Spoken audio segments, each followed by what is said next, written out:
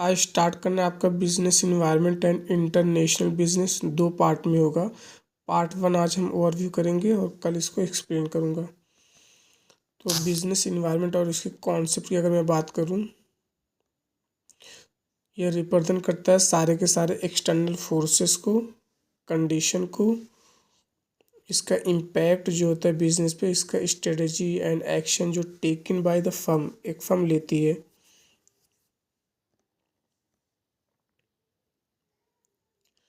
इसके इम्पोर्टेंट क्या है, आइडेंटिफाई करना अपॉर्चुनिटी को, थ्रेट को और उस कंपटीशन से बीट करना।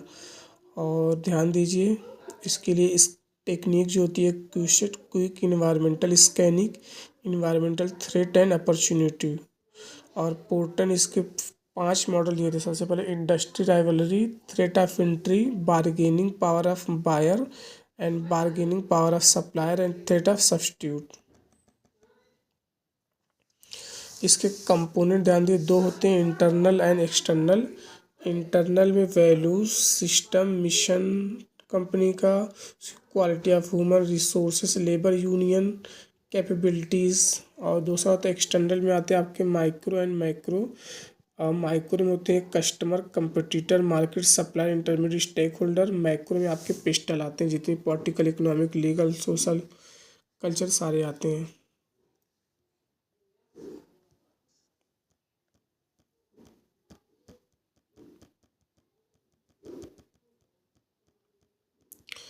और उसको एनालाइज करने के लिए एक टेक्निक होती है स्वाट, एस फॉर स्ट्रेंथ, कंपनी किस एरिया में मजबूत है, और V for weak, W for weakness, company कहाँ पे कमज़ोर है, और ओ फॉर अपॉर्चुनिटी, कौन सा कंपनी के पास अवसर है और कहाँ पे कंपनी का डर है, धमकी है, थ्रेट। इसके डायमेंशन की बात करें तो डेमोग्राफिक होता है जो लोगों से रिलेटेड होता है, इकोनॉमिक होता है आपका इकोनॉमिक सिस्टम, कैपिटलिज्म होते हैं, सोशल होते हैं और मिक्स होते हैं।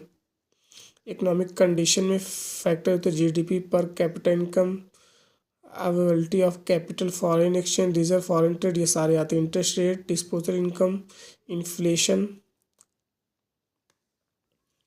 उसी तरह आपका पॉलिटिकल, सोशल, पिस्टल जो political, economic, social, technology, legal and environment होता है। अब बात कर लेते हैं लीगल इन्वायरमेंट में, कंज्यूमर प्रोटेक्शन एक्ट, जिसे हम लोग शॉर्ट में बोलते हैं सीपीए। ये पहले आपका 1986 था, अब ये 2019 हो गया है। और ध्यान दीजिए, इसके जो रेगुलेशन कमीशन है, अगर डिस्ट्रिक्ट लेवल पे 1 करोड़ तक डील करते हैं, स्टेट पे 10 करोड़, तो उसके ऊपर नेशनल। लीगल इन्वायरमेंट की बात कर लेते हैं, जो फेमा था, जो इन्फोर्स में आए 1 जून 2000 को। इससे पहले ये फेरा था। बात कर लेते हैं सीएसआर की, कारपोरेट सोशल रिस्पॉन्सिबिलिटी। ध्यान दो कि ये आपका 2013 में आया था कि 2% average net profit last 3 year का आपको एक्सपेंड करना है। ये सेक्शन 135 था, शेड्यूल 7 था। पेनाल प्रोविजन यहाँ पे, नेट वर्थ जिसकी 500 करोड़ हो, टर्नओवर 1000 करोड़ हो और नेट प्रॉफिट 5 करोड़, तो आपको सीएसआर में 2% स्पेंड करना पड़ेगा। इंडस्ट्रियल पॉलिसी आई थी 1948 में, पहले आई थी, फिर 1956 में, फिर 1977 में, फिर 1980 में, फिर नई पॉलिसी आई आपकी 1991। एलपीजी सबसे बड़ी ये रिफॉर्म था। लिबरलाइजेशन का मतलब था सारे रिस्ट्रिक्शन को हटाना, फ्रीडम देना ताकि बाकी लोग भी एक्सपोर्ट इंपोर्ट कर सके। एलपीजी प्राइवेट सेक्टर को बढ़ावा देना। जी होता ग्लोबलाइजेशन, इंटरनेशनल लेवल पे काम करना।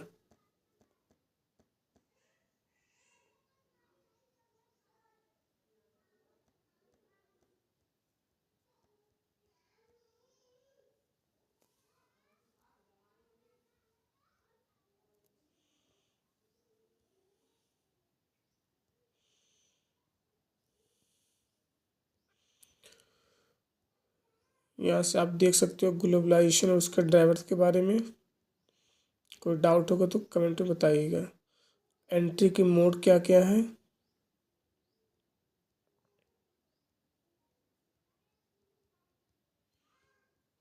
एक्सपोर्टिंग है, लाइसेंसिंग है, फ्रेंचाइजिंग है। अब थ्योरी ऑफ इंटरनेशनल ट्रेड की बात कर लेते हैं। सबसे पहले आपकी क्लासिकल कंट्री बेस्ड थ्योरी थी, मर्केंटाइल। ये बताती थी अमाउंट ऑफ गोल्ड्स के बारे में, जिसके पास जितना ज़्यादा गोल्ड होगा। एब्सोल्यूट एडवांस एडम स्मिथ ने दिया था। ये बताती जो कंट्री ज़्यादा जो प्रोड्यूस करेगी, कंपेरेबिलिटी ये रिलेटिव एडवांटेज को देखती थी। हेक्सर एंड ओलिन कहती थी जो कंट्री के पास जो चीज़ ज़्यादा मात्रा में, जैसे एग्जांपल अगर लैंड है तो वो लैंड वाला प्रोडक्ट बनाई थी, कैपिटल है तो कैपिटल वाला। लैंड ऑफ पैराडॉक्स ने कहा था ज़रूरी नहीं है, इन्होंने अपोजिट बात की, नेगेटिव फैक्टर की बात की थी। अब आपका दूसरा है modern base theory.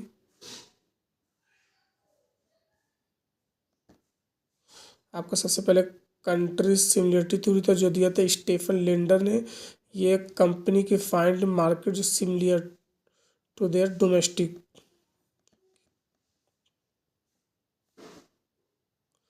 Product life cycle के पहले प्रोडक्ट जिसे इंट्रोडक्शन होती है, ग्रोथ होती है, मेच्योरिटी, डिक्लाइन, इसी तरह बताया था।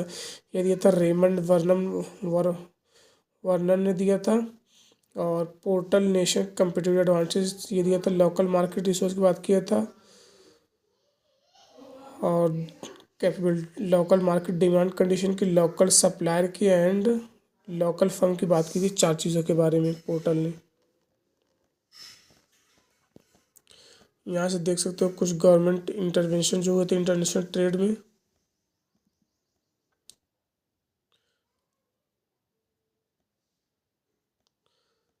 स्पेशल इकोनॉमिक जोन का एक्ट आपका आया था 2005 में। फॉरेन ट्रेड पॉलिसी आई थी 2023 में। और इसका टारगेट था कि 2030 तक $2 ट्रिलियन एक्सपोर्ट का टारगेट था। और 1 ट्रिलियन जिसमें से गुड्स होगा और 1 ट्रिलियन जिसमें से सर्विस होगी। इसके चार पिलर थे: incentive, ease of doing business, collaborations, emerging area. और चार जो नए टाउन एक्सपोर्ट थे ये कहाँ कहाँ पे देख सकते हैं आप। ये थे फरीदाबाद, मुरादाबाद, मिर्ज़ापुर एंड वाराणसी।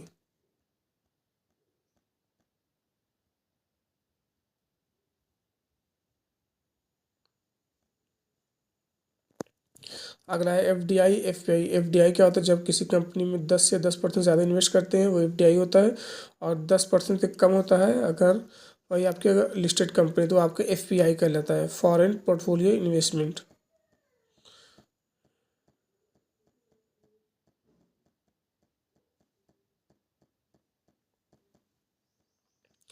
तो बैलेंस ऑफ पेमेंट ये सिस्टमेटिक रिकॉर्ड होता है कंट्री का within the rest the world during year.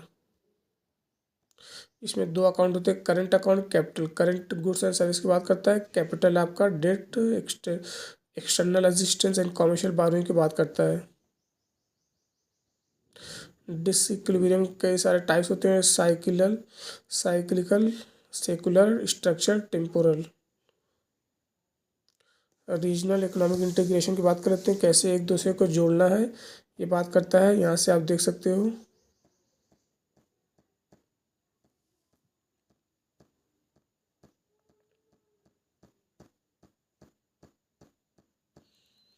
सबसे पहले आपका प्रेफरेंशियल ट्रेडिंग होता है, दोस्ती का हाथ बढ़ाते हैं यहाँ पे 0% पे। फिर इसके बाद फ्री ट्रेड हो जाता है, यानी दोनों आपस में क्या करते हैं, फ्री ट्रेड करते हैं। और फिर आपका कस्टम यूनियन आता है। और फिर हमारा कॉमन मार्केट आता है। फिर उसके बाद इकोनॉमिक यूनियन, फिर पॉलिटिकल यूनियन आता है। तो सबसे पहले हमने प्रेफरेंस दिया, दोस्ती का हाथ बढ़ाया, फिर फ्री ट्रेड किया, फिर कस्टम यूनियन का मतलब कि एक कॉमन टैरिफ चार्ज करते हैं, फिर कॉमन मार्केट यानी लेबर फैक्टर फ्री रहता है, फिर इकोनॉमिक बनाते हैं, फिर उसके बाद पॉलिटिकल यूनियन। यहाँ से देख सकते हो प्रेफरेंशियल ट्रेडिंग में क्या होता है, रिड्यूस करते हैं टैरिफ को। स्पेशल कोटा होता है। फ्री ट्रेड में फॉर्मल ट्रेडिंग होती है, free trading between the country होती है। कस्टम यूनियन में फ्री ट्रेड एरिया होता है, एक्सटर्नल टैरिफ, एक कॉमन टैरिफ चार्ज करते हैं। कॉमन मार्केट में कस्टम यूनियन होती है, free mobility of the factor होता है। और इकोनॉमिक में कॉमन मार्केट आपकी रहती है, कॉमन इकोनॉमिक पॉलिसी होती है। इकोनॉमिक यूनियन में होती है कॉमन जुडिशियल बॉडी और शेयरिंग, यानी ऊपर की सारी चीज़ें। यहाँ से देख सकते हो यूरोपियन यूनियन के बारे में, जो 27 मेंबर इसमें है। और ये यहाँ पे मास्टर ट्रीटी आई थी आपके 1993 में। आशियन दे सकते हो, association of south east Asian nation, ये आपका था 1967 में। सार्क 1985 में आया था आपका। नाफ्ता आया था 1994 में आपका, और ये चेंज हो गया था आपका जो 1 जुलाई 2020 को, अब वो नाफ्ता बन गया आपका।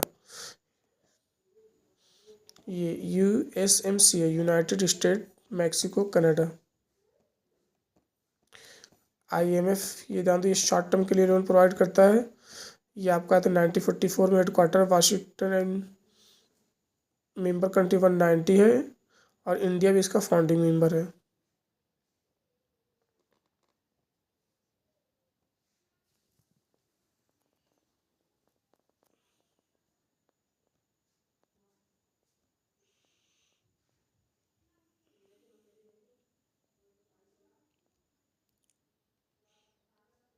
यहाँ से वर्ल्ड बैंक 1994 में आया था आपका, ये लॉन्ग टर्म के लिए था।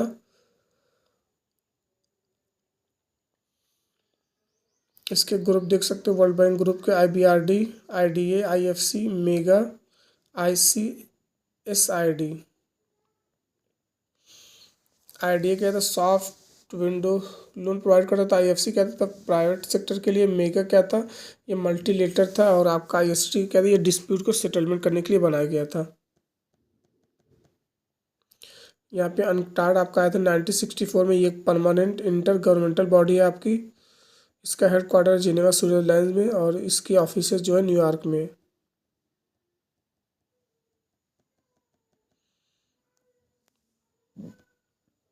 वर्ल्ड ट्रेड ऑर्गेनाइजेशन आपका 1994 में आया था।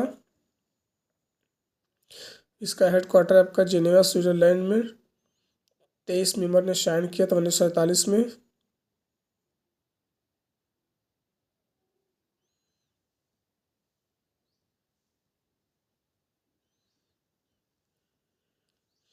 इसके कुछ गेट्स थे आपके, ट्रिप्स था।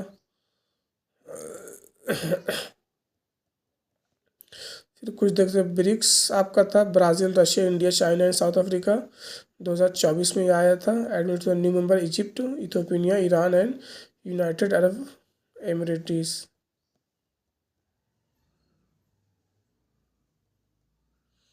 तो यहाँ तो कोई डाउट होकर बताइए कि आपका कंप्लीट इंटरनेशनल बिजनेस, IB और इन्वायरमेंट।